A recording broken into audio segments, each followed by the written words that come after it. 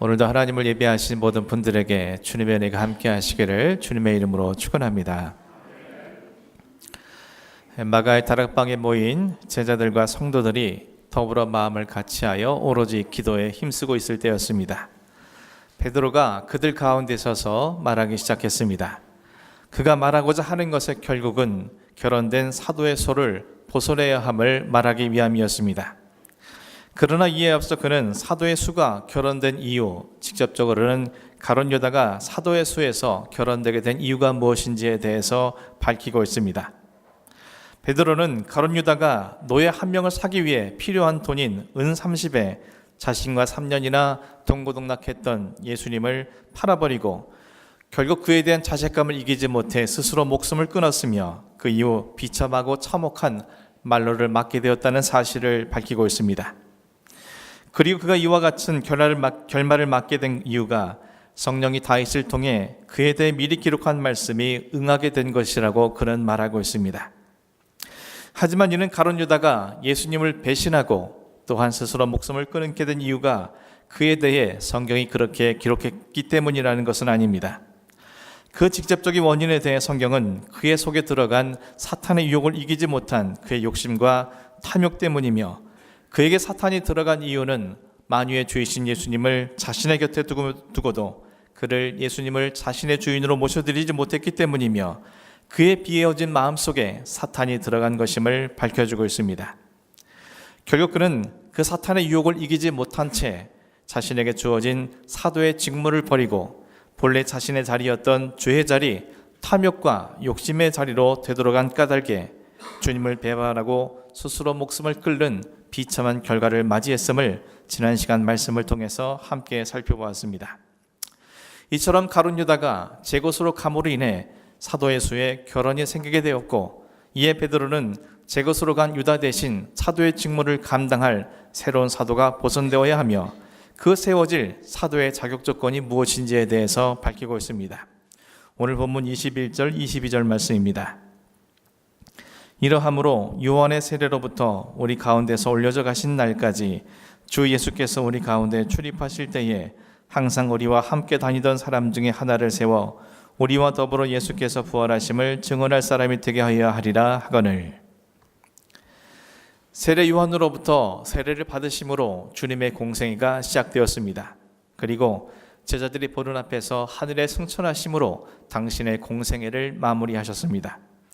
따라서 요한의 세례로부터 우리 가운데서 올려가신 날까지 주 예수께서 우리 가운데 출입하실 때란 주님의 공생의 처음에서부터 공생의 마지막 순간까지의 기간을 일컫습니다. 새롭게 세워져야 할 사도의 자격은 바로 주님의 그 공생의 기간 내내 자신들과 항상 함께 다니던 사람 가운데 하나이어야 한다라고 베드로는 말하고 있습니다. 그러나 항상 함께 다닌다는 의미가 단지 그들과 같은 시간, 같은 장소를 동행했다는 의미는 아닙니다. 그가 주님의 공생의 전 기간 동안 항상 함께 다녔다는 말의 참된 의미는 예수님과 함께 다니지 않았더라면 겪지 않아도 될 일이었지만 예수님과 함께 동행하기 때문에 겪어야 할 모든 일들, 예를 들어 종교 지도자들로부터 위협과 조롱을 받는다든지 육체적으로 힘들고 굶주림에 처한다든지 가족과 생업을 돌보지 못해 사람들로부터 비난을 받는다든지 그 어떤 상황에서도 그 모든 일들을 기꺼이 감당해왔다라는 것을 의미합니다. 그리고 지금 주님이 공생애가 끝나고 승천하신 뒤에도 제자들을 비롯한 성도들과 함께 있다는 것은 나아가 앞으로 그리스도를 쫓는 그리스도인으로 살아가기 위해 겪게 될 무수한 박해와 핍박과 위협을 그리고 그리스도인으로서 주님의 증인으로서 맡겨진 거룩한 책임을 온전히 감당하겠다는 굳은 결단이 그 안에 있다는 의미입니다. 한마디로 항상 함께 다니던 사람이란 늘 동행해 주시는 주님을 인식하면서 그분이 자신에게 맡겨주신 거룩한 책임을 지속적으로 감당하는 사람을 의미하는 것입니다. 주님께서는 율법사나 바리새인들을 향해서 외식하는 자, 쉽게 말해서 위선자라고 말했습니다. 겉다르고 속이 다른 그들의 이중성을 주님께서 꿰뚫어 보신 까닭이었습니다. 외식하는 자라는 단어는 헬라어로 히포크리테스라는 단어를 사용하고 있는데 이것의 본래 뜻은 배우라는 의미입니다.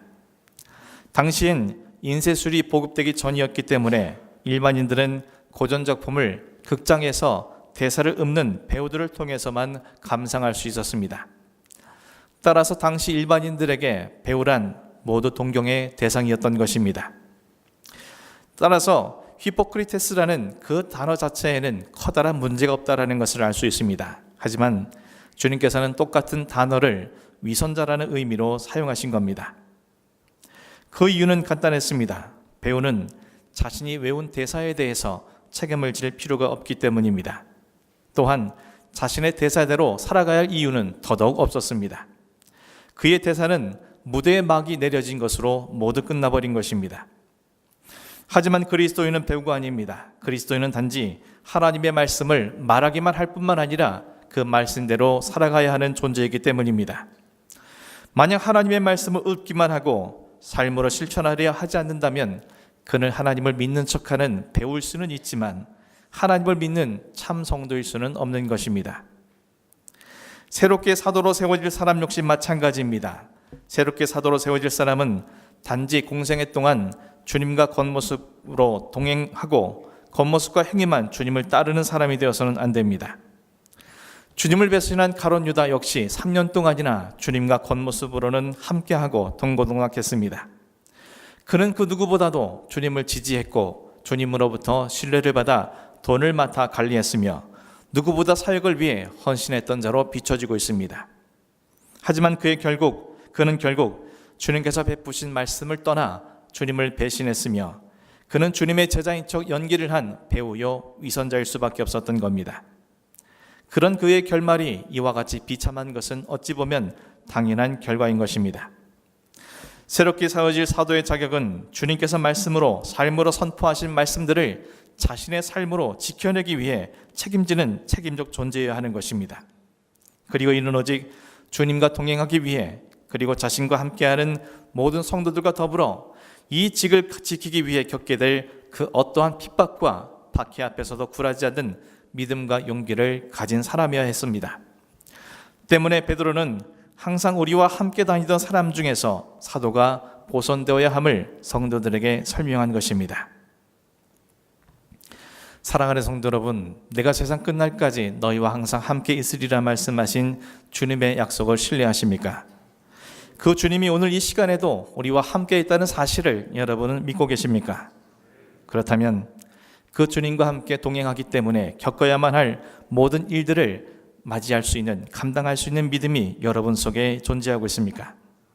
세상 속에서 그리스도인으로 살아가기 위해 맡겨진 거룩한 책임을 온전히 감당하기 위해 여러분은 날마다 결단하며 살아가고 있습니까? 우리 기독교계의 대원로인 전택부 선생님께 쓰신 양화진 선교사 열전이라는 책에는 양화진 외국인 선교사 묘역에 묻힌 선교사님들의 감동적인 이야기가 실려 있습니다. 그 이야기 중에 일본인 소다 가이치 선생의 이야기도 포함되어 있습니다. 가이치 선생은 1867년 일본에서 태어났습니다. 21살이 되던 해에 고향을 떠나 당시 일본에서 서양 문명의 창구 역할을 하는 가와사키로 갔습니다.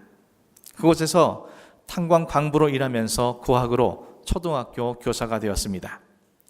25살 되던 해에는 노르웨이 화물선에 선원이 되어서 홍콩으로 진출하게 됩니다. 이 그곳에서 3년간 생활한 뒤에 다시 대만으로 옮겨갔습니다. 객지에서의 젊은 가이치의 삶은 너무나 무절제하게 짝이 없는 모습이었습니다.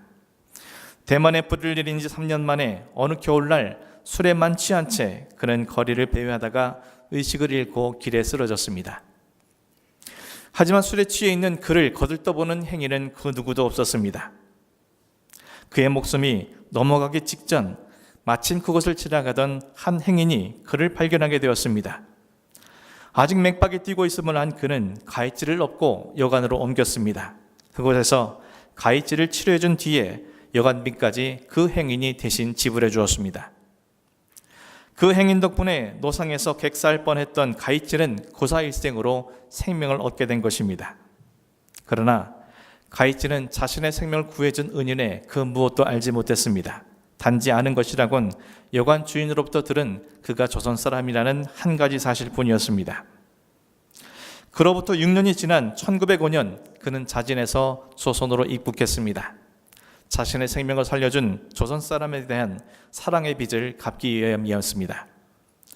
YMCA에서 일억 교사로 봉사하다가 월남 이상재 선생으로부터 깊은 감명을 받고 또 독실한 기독교 신자였던 아내의 영향을 받아 그는 기독교 신자가 됩니다. 한국의 독립시사들을 음으로 양으로 돕다가 1921년엔 조선 땅의 고아들을 위해서 자신의 삶을 바치기 시작했습니다. 1920년부터 몰아닥쳤던 경제공황으로 인해 매일 수없이 많은 아이들이 길거리에 버려졌습니다. 가이치 선생 부부는 그 버려진 아이들을 데려다가 자신의 품으로 키웠으며 그렇게 보살핀 고아의 숫자가 해방이 될 때까지 무려 1000명에 이른다라고 전해지고 있습니다. 해방과 동시에 일본에 되돌아갔던 가이치 선생은 1961년 한국에 돌아왔고 한국 고아들과 더불어 살다가 1962년 92세의 일기로 한국 고아들 곁에서 세상을 떠났습니다. 우리 정부는 일본인에게 최초로 문화 훈정을 초서했고 그의 유해는 양화진 외국인 선교사 묘역에 묻혔습니다. 양화진 외국인 선교사 묘역에 묻혀있는 유일한 한국 일본 사람인 가이치 선생의 무덤에는 고아의 자부, 고아의 자비로운 아버지라는 비문이 묘비에 새겨져 있습니다. 사랑하는 성도 여러분, 방탕하기만 했던 한 명의 일본 청년이 한국 고아의 자애로운 아버지로 탈바꿈하는 그 역사의 시작점에는 조선 사람 한 명이 있었습니다. 그 조선 사람이 없었더라면 그는 결코 우리가 알고 있는 자애로운 고아의 아버지가 될 수는 없었을 것입니다. 그 조선 사람은 비록 밝혀지지 않은 수많은 이유들로 인해 자신의 고국 땅을 떠나 이역만리 타향살이를 해야만 했지만 그리고 만국으로 치닫는 이방의 조선 사람이기에 그곳에서의 삶은 이루 말할 수 없는 비참한 삶이었겠지만 그는 그곳에서도 자신과 함께 하시는 주님께서 오늘도 자신에게 말씀하시는 그 말씀을 준행하기 위해 날마다 최선을 다하는 사람이었을 것입니다.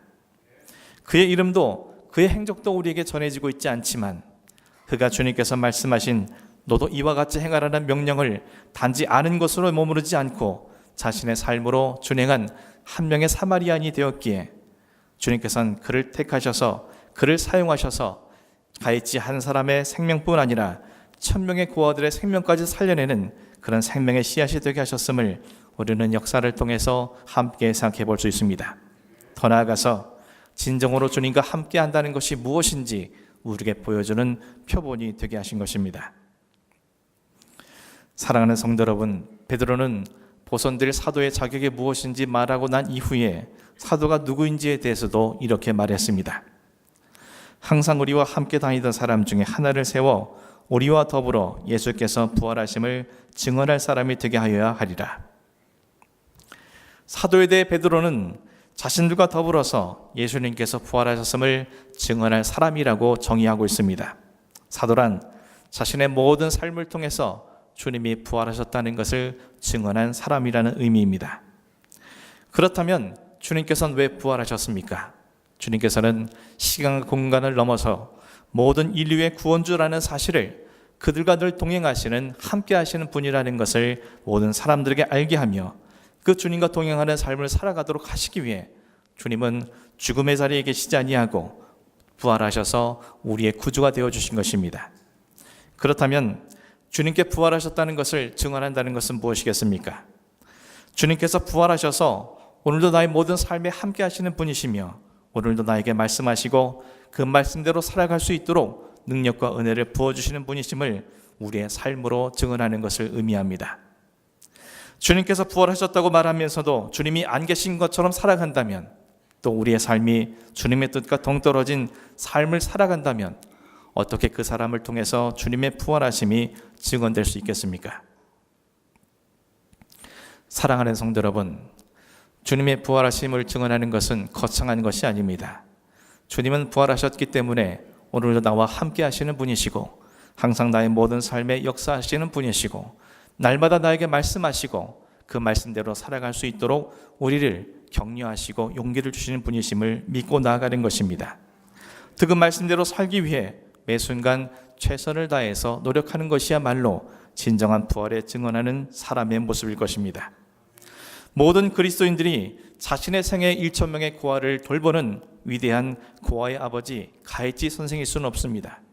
하지만 위대한 가이치 선생이 될지도 모를 방탕에 빠진 한 청년을 구원했던 조선 사람과 같이 우리 주변에 작은 영혼 하나를 섬기게 될 때 주님께서는 그런 사람을 통해서 이 시대에 또 한 명의 조선 사람이 되게 할 것이고, 그를 통해서 예수 부활의 생명을 죽어가는 영혼들에게 전해주는 주님의 통로가 되게 하실 것임을 말씀을 통해서 우리는 확인하게 됩니다. 사랑하는 성도 여러분, 지금 여러분 곁엔 주님이 함께 하실 것입니다. 그리고 그 주님께서는 여러분에게 오늘도 당신의 뜻을 이룰 수 있도록 우리에게 말씀하시고 격려하실 것입니다.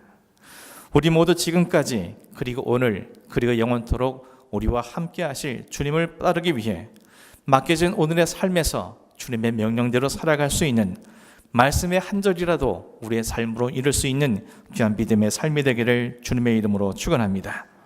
이 세상에서 그리스도로 살기 위해선 많은 것을 감내해야 하지만 그 무엇이든지 불편함과 불이익, 그 어떠한 어려움이라 할지라도 두려워하거나 꺼려하지 말고 오히려 기쁨으로 감당하기 위해 다시금 마음을 다잡고 결단할 수 있는 여러분의 믿음이 되기를 간절히 소원합니다.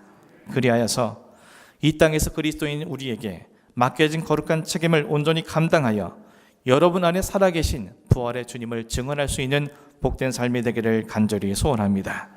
그때 주님은 우리의 아주 작은 삶의 모습이라 할지라도 그 삶이 말씀으로 연결되어 있다면, 그 삶이 거룩한 책임감으로 시작된 것이라면 주님은 우리를 또 하나의 생명의 씨앗으로 이 땅에 심으시고 싹이 나게 하시고 열매를 맺게 하심으로 수백 명, 수천 명, 수만 명의 사람을 살리는 또 한 명의 조선 사람이 될 수 있도록 역사해 주실 것입니다.